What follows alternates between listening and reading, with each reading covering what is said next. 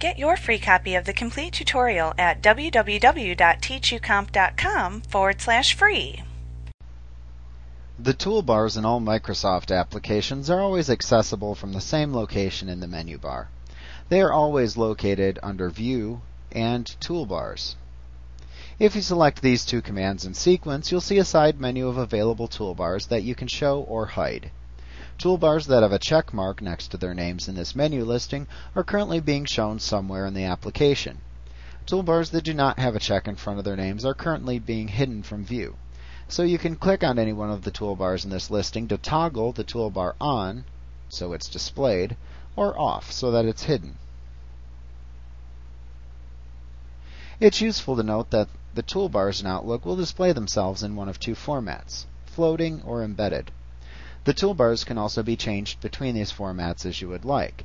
The standard toolbar appears embedded by default in Outlook, although each toolbar has its own default display preference. You can switch the toolbars between either the floating mode, where they appear over the actual Outlook area and have their own title bar with a little X at the right end that you can close, or the embedded mode, where they look like they're part of the frame of the program. You can take an embedded toolbar and make it floating by putting your mouse pointer over the left end of the toolbar, so you see the four-pointed black arrow, which is like the universal symbol for move in Microsoft applications, and then click and drag it into the actual Outlook area to make it a floating toolbar. You can make a floating toolbar an embedded toolbar by simply clicking on its title bar and moving it to the side of the application in which you would like to embed it. Embedded toolbars can be placed at either the top, bottom, left, or right sides of the application window. And floating toolbars always must be placed over the Outlook area. Also notice you can close floating toolbars by simply clicking the little X at their right end.